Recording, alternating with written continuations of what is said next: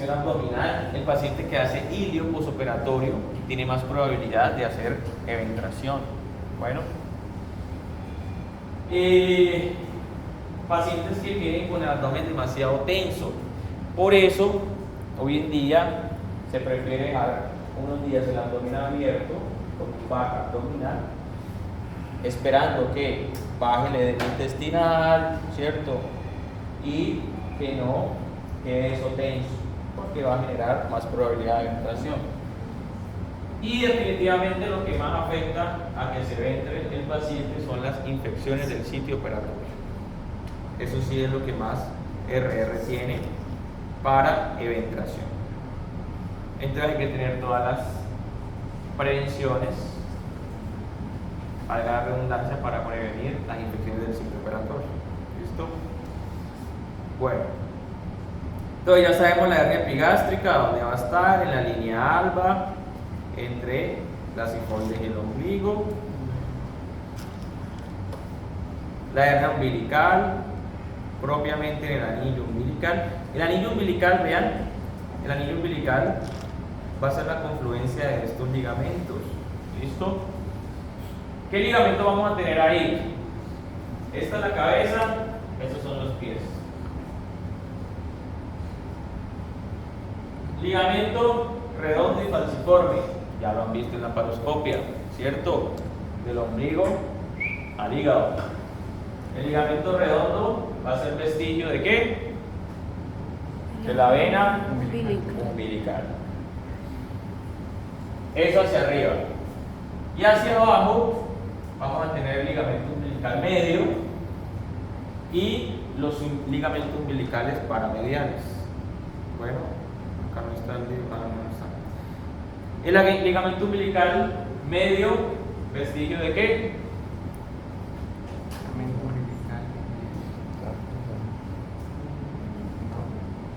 Bueno, primero los dos laterales van a ser vestigio ¿de qué? Los ligamentos umbilicales paramedianos de las dos arterias umbilicales. Así como el vestigio de la vena umbilical y el ligamento redondo, pues debe haber un vestigio de las dos arterias, son los ligamentos paraumbilicales. ¿Listo? Y en la mitad, ¿qué va? El uraco que va hacia la vejiga, ¿cierto? Entonces el ligamento umbilical medio es vestigio del uraco. ¿Listo? Todo vestigio de la parte cuando está el feto. ¿Listo? Entonces en ese anillo donde confluyen esos ligamentos puede haber también debilidad y un defecto aparecer y generarse la hernia umbilical. ¿Listo?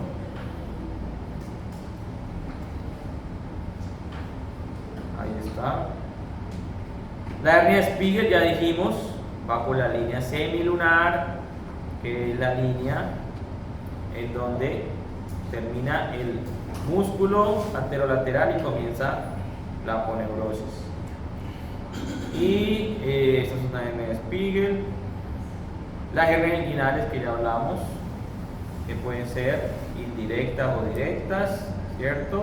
Dependiendo si son laterales a los epigástricos o mediales. Y aquí tenemos, este es el ligamento inguinal. Por debajo, por encima del ligamento inguinal vamos a tener las hernias inguinales. Por debajo del ligamento inguinal, ¿qué vamos a tener? Las femorales o plurales. Entonces la femoral, muchachos, va por el anillo femoral. Este es el anillo femoral o plural. Por debajo del ligamento inguinal o cintilla ilocúbica. Por debajo, ¿qué van? Los vasos femorales, ¿cierto? Por debajo del ligamento van los vasos femorales que uno los palpa acá. Vena, arteria, nervio, de medial lateral. Vena, arteria, nervio. ¿Listo? Entonces, acá va el nervio, acá no sé por qué no me pintó la arteria y la vena, pero ahí debe ir. Bueno, aquí. Vena, arteria, nervio. La cara o el límite lateral de este anillo va a ser la vena, que ve por acá.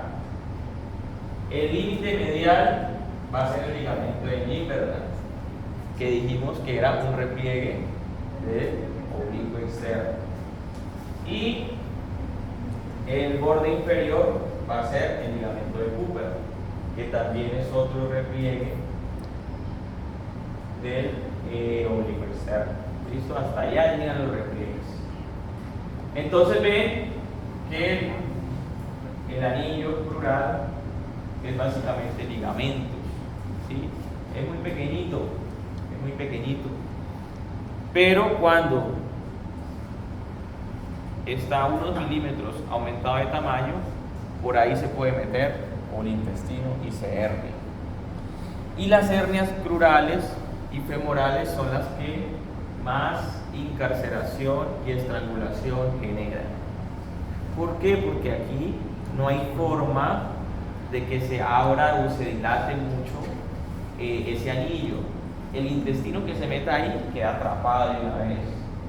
A diferencia de las de la pared anterior o las inguinales, en donde el anillo es más muscular, ¿cierto? Se puede relajar un poco el músculo y devolverse el intestino.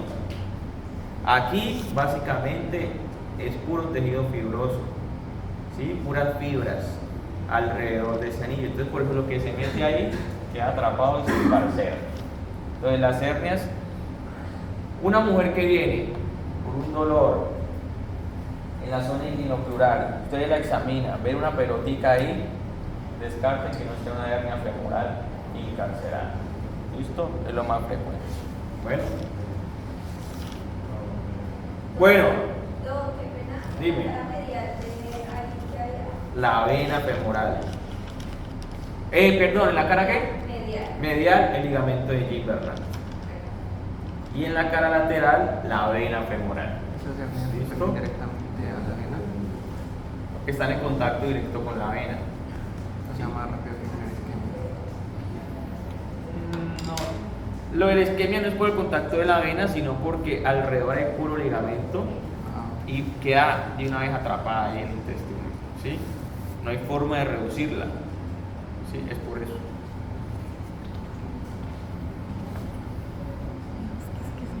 Bueno, método diagnóstico entonces para hernia. Dijimos que el examen físico con eso basta, pero sobre todo en los obesos a veces hay dificultad por su gran panículo adiposo. Entonces a veces uno palpa y uno dice, ¿será o no será hernia esto? No queda bien la duda, queda la duda. Entonces ahí es cuando usamos los medios diagnósticos.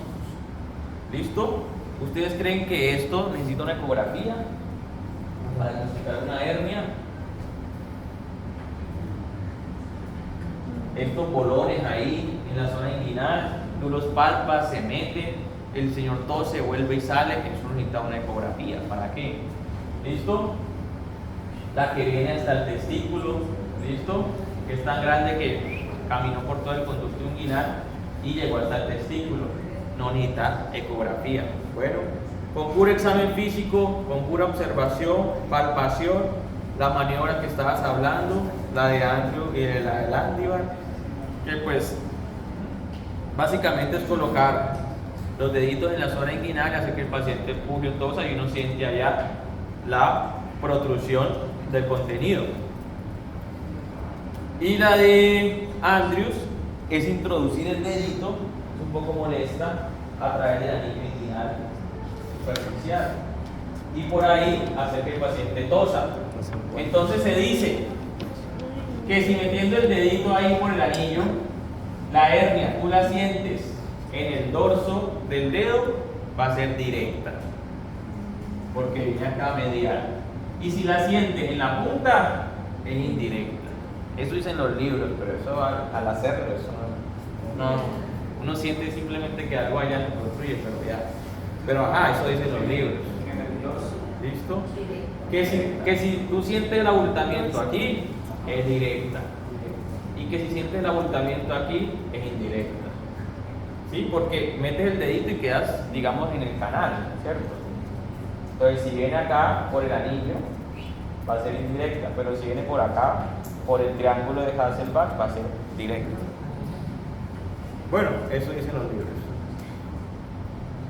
Entonces, tenemos dos medios diagnósticos para diagnosticar cuando tenemos la duda, las hernias: la ecografía de pared abdominal y la tomografía.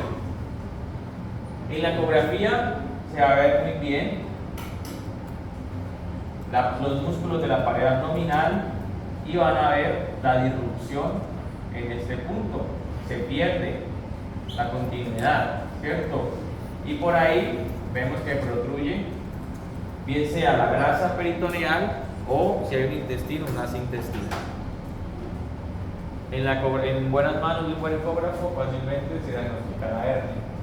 Aún cuando tenemos más dudas, y sobre todo en eventuaciones grandes para plantear el tratamiento quirúrgico, se debe hacer tomografía, en donde vamos a ver muy bien la pared abdominal y aquí el defecto, ¿cierto? Y por ahí, vean, se sale el intestino. Fácil de ver, ¿cierto? ¿Cuándo vamos a pedir una imagen diagnóstica? Aparte de lo eso, para descartar un diagnóstico diferencial. ¿Y cuáles son los diagnósticos diferenciales? Básicamente, el hidrocele y las adenopatías inflamadas o abscedadas en la zona inguinal. Esto hablando de la zona inguinal. Bueno, entonces, nos interconsultan a los cirujanos mucho paciente con hernia inguinal encarcerada. Y uno va, mira al paciente y es un hidrocele. Ajá, lo primero es la historia clínica. El paciente con hernia inguinal generalmente no aparece un día al otro. Él tiene una historia de varias semanas o varios meses en donde dice: no, doctor, yo sí hace rato veo que me levanto, levanto fuerza y se me sale algo, me brota, me vuelve a entrar. Ah, ya tiene historia previa de la masita. ¿Listo? Primero eso en la anamnesis. El hidrocele, por lo general, si es una forma más aguda, el paciente dice: no, yo hasta hoy me noté que me creció el testículo. Bueno, y segundo, al examen físico. El componente es netamente testicular. Ustedes tienen que ver si realmente el abultamiento va o no por el canal. ¿Listo? Pero es que en el hidrocele crece solamente el testículo. Pero hay muchos médicos que no hacen esa diferencia y creen que el hidrocele es una hernia. Bueno, entonces tienen que revisar eso. Y segundo, el examen físico, la transiluminación. El hidrocele no es más que líquido allá en el testículo. Entonces ustedes apagan la luz del consultorio, una lucecita acá, una lucecita cualquiera, y ven cómo se transilumina líquido. Ya es un hidrocele. No tienen que llamar al cirujano, tienen que llamar al urólogo. Bueno, eso. Y segundo, las adenopatías. Entonces vean que las adenopatías también va a ser un abultamiento en la pared inguinal, pero va a tener esos cambios inflamatorios, ¿sí? Muy dolorosos al tacto suavecito, al tacto superficial, y van a ser múltiples, por lo general múltiples nodulaciones. Por lo general no se inflaman solo ganglios, sino que son varios. Entonces hay que palpar bien al examen físico. ¿Listo? Si bien es cierto que las hernias estranguladas pueden terminar o uno la sospecha cuando hay cambios de coloración en la piel, las hernias estranguladas. ¿Listo? Pero cuando está estrangulada la hernia, ¿qué me va a generar en el paciente? ¿Cuál es la segunda causa de intestinal? Hernias, ¿cierto? Cuando se encarcera o se estrangula la hernia, va a haber signos de destrucción intestinal. Entonces es imposible que un paciente me llegue con eso así y el abdomen negativo, no esté distendido. Imposible. Entonces si me llega esto así y el abdomen completamente negativo, y digo: no, esto no es una hernia, esto es una adenopatía. Pero si tengo la duda, en estos casos de duda, le hago su ecografía. ¿Listo? Para eso sí es la imagen diagnóstica. Bueno, bubones inguinales es una de las causas. ¿Listo? Y generalmente pues son infecciones, ETS. ¿Listo? Bueno, Entonces, esos son como los dos principales diagnósticos diferenciales de las hernias inguinopleurales. ¿Listo?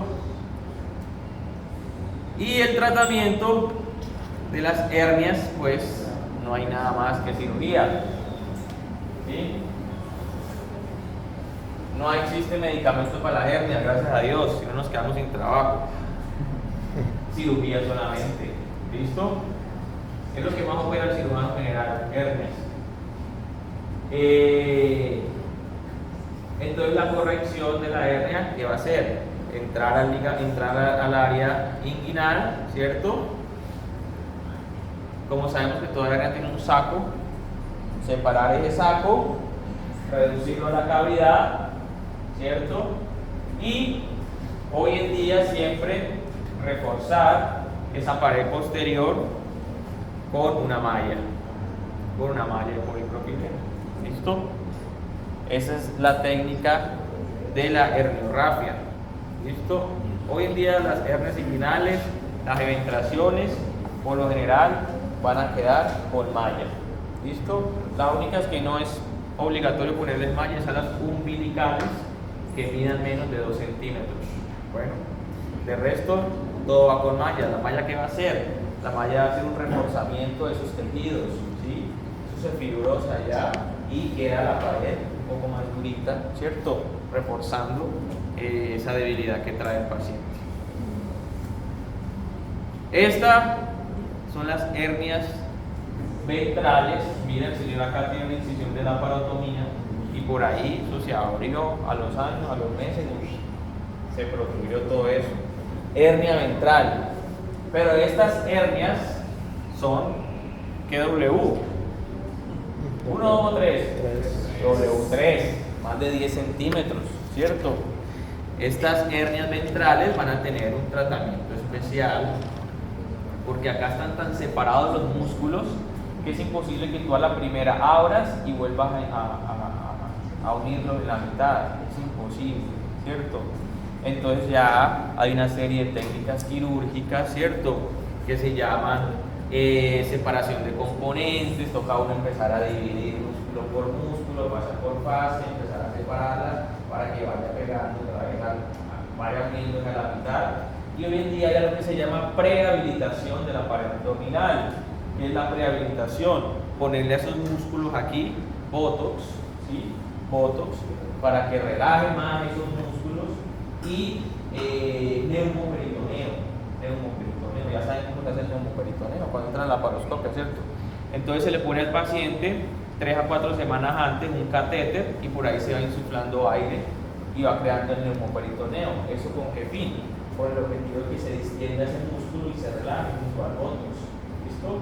Entonces esas son las dos técnicas que hoy en día se usan de prehabilitación para luego sí poder llevar a estos pacientes con estas hernias monstruosas, llevarlos a cirugía y poder unir nuevamente, reconstruir en la línea media su pared abdominal, siempre con la malla, siempre con la malla. ¿Listo? Bueno, muy bien. ¿Dudas, preguntas de hernias de la pared abdominal? ¿Qué tan frecuente es la diástasis de los rectos? ¿La qué? La diástasis de los rectos proscanérgicos. Bueno, la diástasis de los rectos, buena pregunta. La diástasis de los rectos no es una hernia. Bueno, en la hernia tiene que haber un defecto, un huequito por donde protruya el contenido. La diástasis no es más que una separación de los rectos. ¿Listo? Normalmente entre recto y recto no debe haber más de 2 a 2.5 centímetros de separación. Cuando están más separados los rectos es la diástasis. Pero eso no es una hernia. ¿Listo? Ahí no se va a meter ningún contenido. Bueno, porque no hay ningún defecto. Lo único es que hay una separación que sí puede generar una alteración, digamos, estética y algunas veces funcional si es muy grande la separación. ¿Listo? Entonces el paciente se levanta y se abulta todo aquí longitudinal, pero no hay como tal un defecto. Bueno, pero eso tiene cirugía también. Se hace cirugía y se juntan otra vez los bordes de los rectos. ¿Listo? Pero no es que genere hernia ni nada. Bueno. Bueno, muy bien. Vamos a hacer quizecillo entonces.